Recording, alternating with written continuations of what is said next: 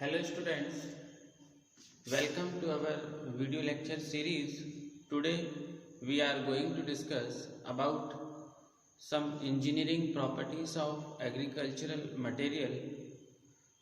So engineering properties बहुत ही important और मेजर रोल प्ले करती है when we are going to design any food processing equipment और एनी फूड प्रोसेसिंग मशीनरीज।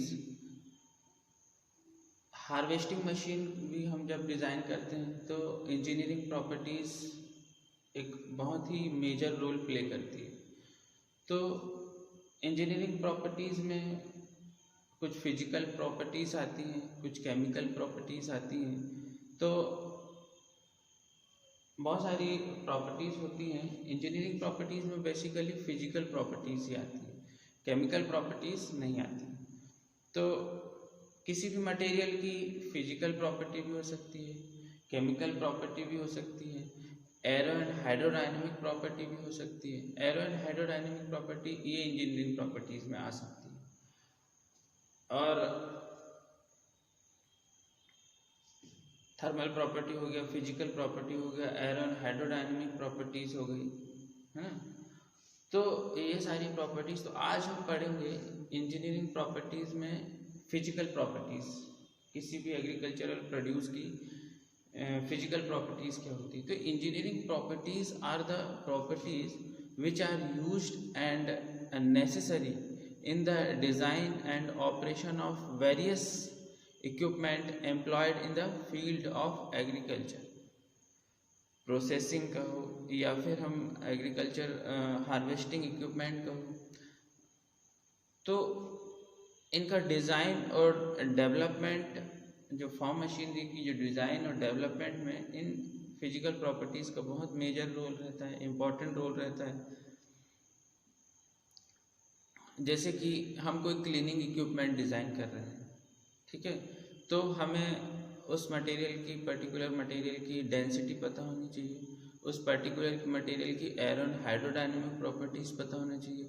उस पर्टिकुलर मटेरियल, जैसे राइस ही ले लें तो राइस की लेंथ, विड्थ और थिकनेस पता होनी चाहिए, ठीक है। ट्रू डेंसिटी पता होनी चाहिए, बल्क डेंसिटी पता होनी चाहिए, है ना। अगर हम ग्रेडिंग इक्विपमेंट बना रहे हैं तो हमको उसकी ये सारी फिजिकल प्रॉपर्टीज़ पता होना चाहिए। ड्राइंग कर रहे हैं, उसकी डिहाइड्रेशन कर रहे हैं तो हमें उसका केमिकल प्रॉपर्टीज़ पता होना चाहिए। अब हमें उसकी थर्मल प्रॉपर्टीज, ड्राइंग और डिहाइड्रेशन कर रहे हैं तो हमें उसकी थर्मल प्रॉपर्टीज़ पता होनी चाहिए। जैसे थर्मल कंडक्टिविटी हो गई, स्पेसिफिक हीट हो गई, है ना, एंथैल्पी हो गया। तो ये सारी चीज़ें हमें पता होनी चाहिए।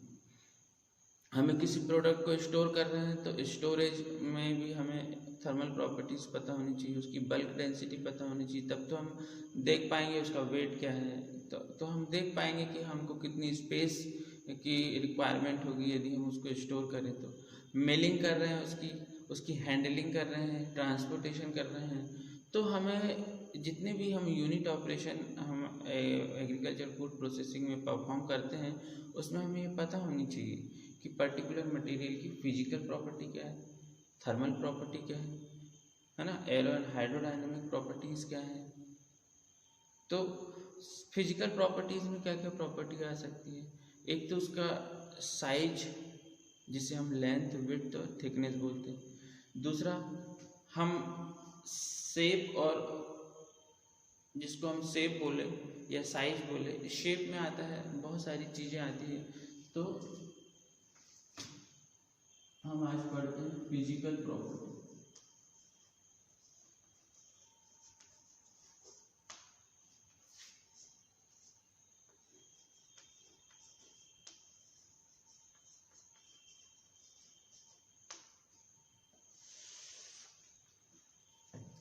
तो फिजिकल प्रॉपर्टी में हमने जैसा बताया कि साइज में क्या क्या आ जाता है, साइज में लेंथ, विड्थ और थिकनेस आ जाती है। शेप अगर हम बोलें तो शेप, उसका शेप कैसा है, क्या वो राउंड है। अगर हम शेप की बात करें,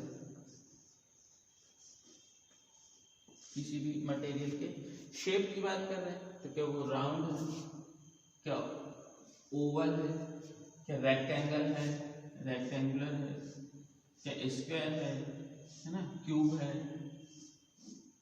क्यूबिक है, क्यूबॉइड है, ठीक है, या ऐसे कुछ अंडुलेटिंग स्ट्रक्चर है। अगर अंडुलेटिंग स्ट्रक्चर है जैसे इरेगुलर साइज में है कुछ ऐसे, तो हमको इसकी मेजर और माइनर डायमीटर निकाल लेंगे, प्रोजेक्टेड एरिया निकाल लेंगे, ठीक है। तो शार्पेस्ट कॉर्नर की रेडियस निकाल लेंगे, इस हिसाब से फिर हम इसका राउंडनेस निकालेंगे, ठीक है। तो हम बात कर रहे थे कि इंजीनियरिंग प्रॉपर्टीज़ एक मेजर रोल प्ले करती है किसी भी मशीनरी को डिज़ाइन करने के लिए। किसी भी यूनिट ऑपरेशन को परफॉर्म करने के लिए हमें मशीनरी की ज़रूरत होती है, चाहे वो क्लीनिंग हो, ग्रेडिंग हो, ड्राइंग हो, डिहाइड्रेशन हो, स्टोरेज भी अगर करना है हमें, तो हमको मटेरियल की प्रॉपर्टीज़ पता होनी चाहिए।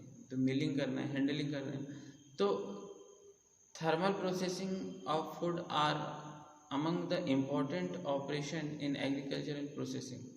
थर्मल प्रोसेसिंग भी है, तो ये सारी जो चीज़ें हैं ये बहुत ही इम्पोर्टेंट ऑपरेशन है। तो और ये सारे इम्पोर्टेंट ऑपरेशन जो हम कर रहे हैं, चाहे वो हैंडलिंग ऑफ ग्रेन हो, है ना, या अदर कमोडिटी हो, तो उसकी प्रॉपर्टीज़ बहुत ही इम्पोर्टेंट रोल प्ले करती है। जैसे फिजिकल प्रॉपर्टी हो गया, इसमें मैकेनिकल प्रॉपर्टी भी हम कह सकते हैं फिजिकल प्रॉपर्टी को, फ्रिक्शन हो गया, रियोलॉजिकल हो गया, रियोलॉजिकल प्रॉपर्टी, रियोलॉजिकल मीन्स जो उसकी विस्कोसिटी है ना, यंग मॉडुलस ऑफ विस्कोसिटी है, और मतलब रियोलॉजी से संबंधित जो भी उसकी प्रॉपर्टीज़ हैं, जैसे विस्कोसिटी हो गई, है ना, और उसकी क्या बोलते हैं, विस्कोसिटी, डेंसिटी, और अपना न्यूटोनियन फ्लूइड है कि नहीं, नॉन न्यूटोनियन फ्लूइड है कि नहीं, रियोपैक्टिक फ्लूइड है ना। तो ये सारी चीज़ें रियोलॉजिकल प्रॉपर्टीज़ में आती हैं। तो हम बात कर रहे थे फिजिकल प्रॉपर्टी की, उसके बाद में इलेक्ट्रिकल प्रॉपर्टी भी आती है, ऑप्टिकल प्रॉपर्टी भी आती है उसकी, बायोलॉजिकल मटेरियल जिसको हम एग्रीकल्चरल प्रोड्यूस बोलते हैं, एक्चुअल में वो उसको हम बायोलॉजिकल मटेरियल भी बोल सकते हैं, बायो मटेरियल्स भी बोल सकते हैं, ठीक है। तो बेसिक इन्फॉर्मेशन इन प्रॉपर्टीज़ की बहुत ही इम्पॉर्टेंट है, ये हेल्प करती है हमारे इंजीनियरिंग एस्पेक्ट से, हमारे फूड साइंटिस्ट को हेल्प करती है कि किसी भी फूड प्रोसेस को डेवलप करने के लिए, या प्रोसेसिंग को डेवलप, एक प्रोसेसिंग फ्लो चार्ट जो हम बनाते हैं, या प्रोसेसिंग एक मेथोडोलॉजी को डेवलप करने के लिए, है ना, प्रोसेसर्स टुवर्ड्स एफिशिएंस प्रोसेसर जो है वो एफिशिएंट प्रोसेस करे, इक्विपमेंट डेवलपमेंट के लिए, ये सारी प्रॉपर्टीज़ हमें बहुत ही नेसेसरी है।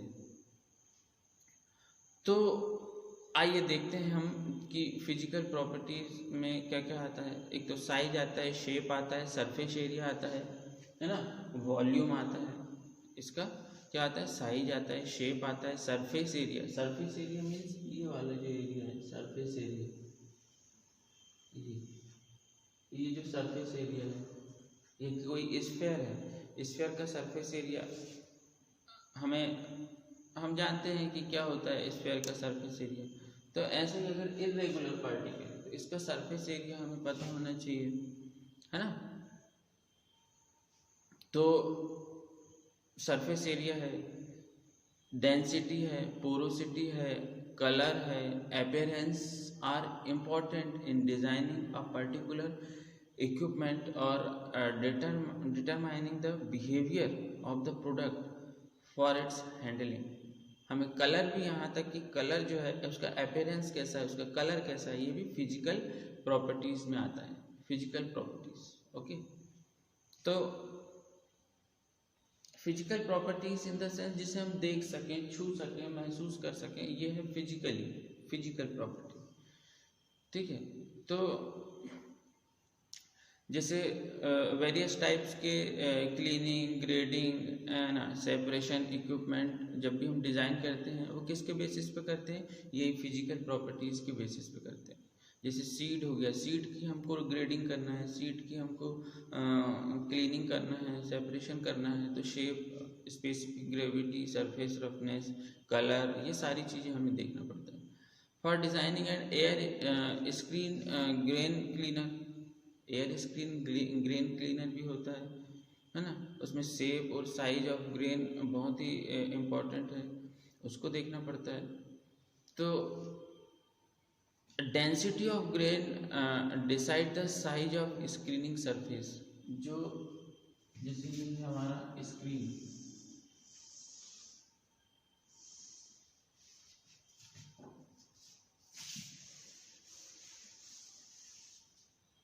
ये हमारा क्या है,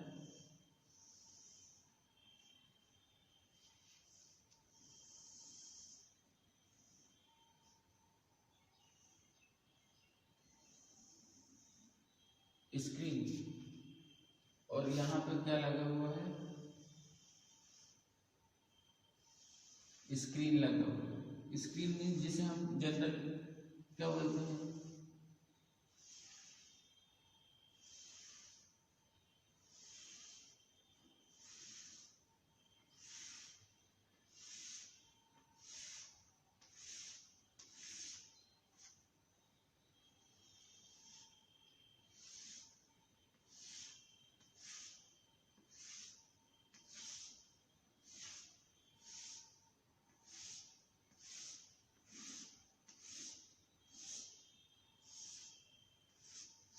ये सीव, ये क्या है, सीव, जिसे हम जनरली घरों में छन्ना बोल देते हैं। तो इसमें हम कितना मटेरियल डालें, कितना फ्लो रेट रहे, इसमें जो आ रहा है हमारा यहाँ से मटेरियल ऐसे,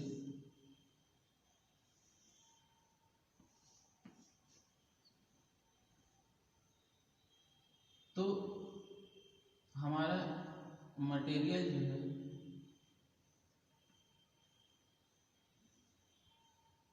कितना मटेरियल हमको इस पर फ्लो करवाना पड़ेगा,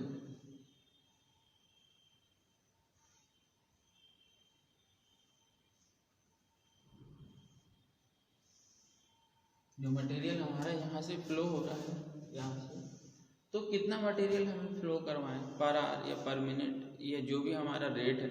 तो हमको आइडिया कहाँ से आएगा, हमें डेंसिटी से आएगा आइडिया कि मटेरियल की डेंसिटी कितनी है, उसकी स्पेसिफिक ग्रेविटी कितनी है मटेरियल की, ग्रेन की, ठीक है। तो हमको स्क्रीन सरफेस का साइज हम उससे कैलकुलेट कर सकते हैं कि हमको इतना कैपेसिटी का प्लांट हमको बनाना है, तो इसमें इतनी कैपेसिटी या इतना फ्लो रेट से इस पे आएगा। जब हमको हमें 2 टन पर आवर के रेट से हमें प्रोडक्ट चाहिए, क्लीन प्रोडक्ट, तो उसी रेट से यहाँ पे भी आएगा ना इसकी स्क्रीनिंग पे, या एक कैलकुलेशन के थ्रू। तो वो रेट को यहाँ बनाए रखने के लिए हमको क्या करना पड़ेगा, इसको डिज़ाइन करने के लिए हमको ग्रेन की डेंसिटी पता होनी चाहिए, ग्रेन का क्या बोलते हैं बल्क वॉल्यूम पता होना चाहिए, स्पेसिफिक ग्रेविटी पता होनी चाहिए ग्रेन की, ठीक है। तो ये सारी चीज़ें हैं। अब फ्रंटल एरिया और क्या बोलते हैं related diameters and density are necessary for determining of terminal velocity of grain. अब ये टर्मिनल वेलोसिटी क्या होती है, टर्मिनल वेलोसिटी मीन्स जब हम एरोडायनेमिक प्रॉपर्टी की बात अभी कर रहे थे तो उस समय ये जो है टर्मिनल वेलोसिटी वहाँ पे इंट्रोड्यूस होता है। ये किसी भी मटेरियल की टर्मिनल वेलोसिटी, जब हम एरोडायनेमिक प्रॉपर्टी पढ़ते हैं तो किसी भी मटेरियल या ग्रेन की एक टर्मिनल वेलोसिटी होती है। टर्मिनल वेलोसिटी को समझते हैं, क्या होता है, कोई भी जो ग्रेन होता है, ये ग्रेन, हम ये ग्रेन एक कांस्टेंट वेलोसिटी से, ये तो नीचे की तरफ आएगा, ये कांस्टेंट वेलोसिटी से ऊपर की तरफ आएगा। तो ये कांस्टेंट वेलोसिटी अटेन कब करता है ग्रेन, जब हम इसको, ये तो अपनी खुद के वेट से अगर हम इसको ऐसा छोड़ दें ऊपर से एक वर्टिकल पाइप में, एक वर्टिकल पाइप में, ये पाइप है, यदि हम ग्रेन को ऐसे छोड़ दें तो बाई दी ग्रेविटी ये कहाँ जाएगा, नीचे। यदि हम नीचे से एक प्रेशर से एयर को फोर्सली हम ऊपर की तरफ क्या करें, फ्लो करवाएं, तो क्या होगा, ये ग्रेन जितनी तेजी से नीचे जा रहा था उससे कम स्पीड से नीचे आएगा ये, क्योंकि ग्रेन का फोर्स इधर से इस ग्रेन को, एयर का फोर्स इस ग्रेन को लग रहा है कहाँ से, नीचे से। और जैसे जैसे हम यहाँ नीचे का एयर का फोर्स बढ़ाते जाएंगे वैसे वैसे इस ग्रेन की नीचे आने की जो स्पीड है वो क्या होते जाएगी, कम होती जाएगी। और हम जैसे जैसे इस ग्रेन एयर का प्रेशर हम बढ़ाते जाएंगे नीचे से, एक समय ऐसा आएगा ये ग्रेन जो है अपने पोजीशन पे सस्पेंड हो जाएगा, यहीं पे क्या हो जाएगा, ये सस्पेंड हो जाएगा। अब सस्पेंड हो गया यहाँ पे, तो इस कंडीशन में जो यहाँ जो ग्रेन एयर का प्रेशर हम दे रहे थे, कितना प्रेशर दे रहे थे हम एयर का, जितना भी प्रेशर होगा XYZ, तो उस कंडीशन में जो एयर फ्लो रेट है या जो एयर की वेलोसिटी है वही इस ग्रेन की टर्मिनल वेलोसिटी होगी। कब, जब एयर सस्पेंडेड स्टेट में आ जाता है। इसी को हम क्या बोलते हैं, टर्मिनल वेलोसिटी। ठीक, तो ये है टर्मिनल वेलोसिटी। आगे हम डिटेल में इसका पढ़ेंगे टर्मिनल वेलोसिटी को। तो एक वर्ड आया था तो मैंने इसको डिस्क्राइब किया। उसके बाद हम बात कर रहे थे फिजिकल प्रॉपर्टी की, टर्मिनल वेलोसिटी की बात कर लिए। टर्मिनल वेलोसिटी नेसेसरी है डिसाइड करने के लिए कि उसकी विनोविंग वेलोसिटी कितनी होना चाहिए एयर ब्लास्ट की, for a separation of lighter material in air screen grain clear. जो टर्मिनल वेलोसिटी एक तो उसके पॉइंट ऑफ व्यू से भी बहुत इंपॉर्टेंट है। जब हम एयर में से फाइन पार्टिकल को हटाते हैं, है ना, तो उसमें लाइटर मटेरियल को जब हम सेपरेट करते हैं तो एयर की ज़रूरत होती है, साइक्लोन सेपरेटर जिसको हम बोलते हैं। तो the shape of product is an important parameter which affect conveying characteristics of solid material by air और वाटर। ठीक है, जो शेप है वो बहुत ही इम्पोर्टेंट पैरामीटर है। अगर हम एयर के थ्रू किसी मटेरियल को सेपरेट कर रहे हैं या वाटर कन्वेइंग के थ्रू किसी मटेरियल को सेपरेट आउट कर रहे हैं, तो ये हमारा बहुत ही इम्पोर्टेंट फैक्टर है shape. Shape is also considered in calculation of various cooling and heating load of material. Cooling और हीटिंग लोड में भी जो शेप होता है वो बहुत ही इम्पोर्टेंट होता है। यदि किसी मटेरियल का शेप है राउंड, तो हम कैसा करेंगे, इस पे वाला फॉर्मूला लगेगा। फिर ये स्फीयर है अगर कोई मटेरियल, तो स्फीयर वाला जो इसका जो सरफेस एरिया निकालेंगे अपन, क्योंकि जो हम हीट फ्लो कैसे नहीं, Q is equal to MS delta T या Q is equal to K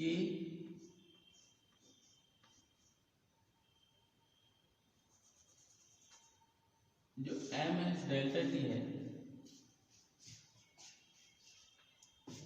मतलब पर यूनिट टाइम पर यूनिट एरिया जब हम निकालते हैं तो एरिया कैसे कैलकुलेट करते हैं, कोई भी प्रोडक्ट में या हीटिंग या कूलिंग लोड जब हम कैलकुलेट करते हैं तो एरिया की जरूरत पड़ती है। तो एरिया अगर राउंड है, स्फीयर है, तो हम स्फेरिकल वाला फॉर्मूला लगाएंगे। यदि क्यूबिक है, क्यूबॉइड है, तो उस हिसाब से यहाँ शेप का बहुत ज़्यादा इम्पोर्टेंट रोल होता है। तो जो फ्रंटल एरिया की बात कर रहे थे हमने अभी, फ्रंटल एरिया क्या होता है, frontal area and the related diameters are essential for determination of terminal velocity, Reynold number, drag coefficient, ये सब हम आगे पढ़ेंगे।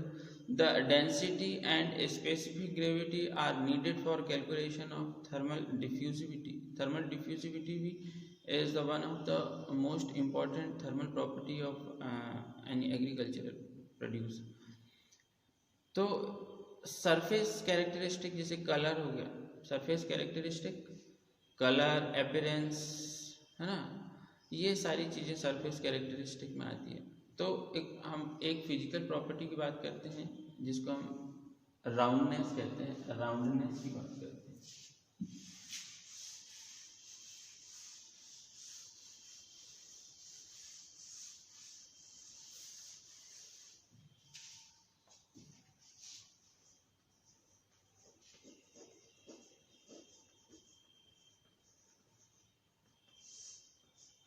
अब राउंडनेस क्या होता है, यदि कोई मटेरियल है हमारे पास,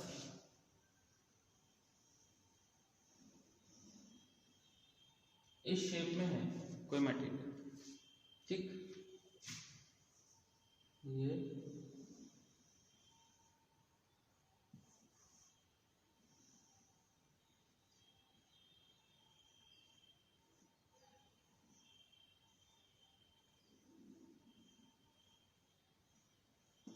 हमारे पास कोई मटेरियल इस शेप में, हम इसकी राउंडनेस कैसे निकालेंगे? तो राउंडनेस सबसे पहले ये समझ जाए अपन कि it is the measure of the sharpness of the solid material. ये कितना शार्प है, इसकी शार्पनेस कितनी है, उसको हम राउंडनेस कहते हैं, ठीक है। तो it is the measure of sharpness of the solid material, the most widely accepted method for determining the roundness of irregular particle.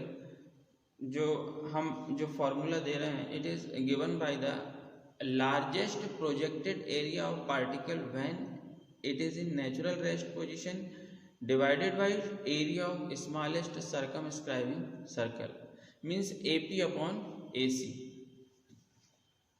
Roundness क्या हो जाएगा, AP अपॉन AC। AP क्या है, AP is the largest projected area of the particle। AP क्या है, it is the largest projected area of the particle। AP यही है projection, जब हम किसी लाइट के सामने कोई मटेरियल को रखते हैं या किसी भी वस्तु, किसी भी चीज को रखते हैं और लाइट उसके परपेंडिकुलर पास होता है, ठीक है, लाइट उसके परपेंडिकुलर पास होता है, तो इसका जो प्रोजेक्शन है, जैसे लाइट यहाँ से आ रहा है परपेंडिकुलर, तो इसका जो प्रोजेक्शन है वो इस पे बनेगा। तो यही है लार्जेस्ट प्रोजेक्टेड एरिया। लार्जेस्ट कब बनेगा, जब लाइट इसके परपेंडिकुलर जाएगा, तो लार्जेस्ट प्रोजेक्टेड। तो ये समझ लो हमारा लार्जेस्ट प्रोजेक्टेड एरिया है। कब लार्जेस्ट प्रोजेक्टेड एरिया है, जब मटेरियल अभी नेचुरल रेस्ट पोजीशन पे है, मूव नहीं कर रहा मटेरियल, तो उसका लार्जेस्ट प्रोजेक्टेड एरिया हम कैलकुलेट करेंगे, वो है AP। उसके बाद हम क्या करेंगे, area of smallest circumscribing circle.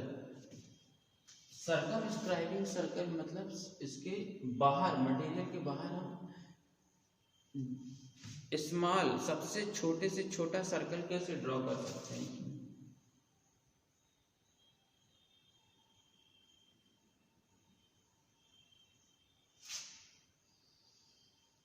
हम इसमें सबसे छोटे से छोटा सर्कल कैसे ड्रॉ कर सकते हैं।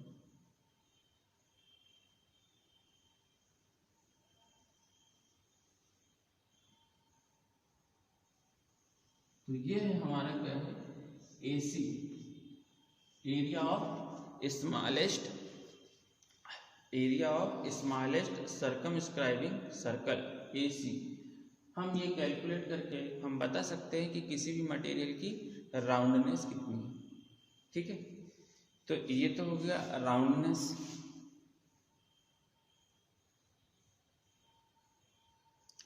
राउंडनेस को हम एक मेथड से और देख सकते हैं कि किसी भी मटेरियल की जो राउंडनेस है, हम इसको राउंडनेस रेशियो भी बोल सकते हैं।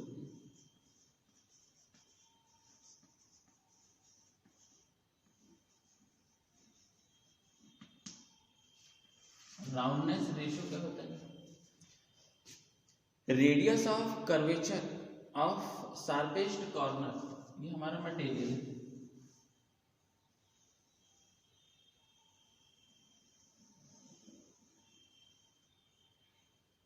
यदि हमारा कॉर्नर सबसे शार्प ये है, तो इसका रेडियस ऑफ कर्वेचर कितना आ गया, स्मॉल आ। Radius of curvature of sharpest corner small r divided by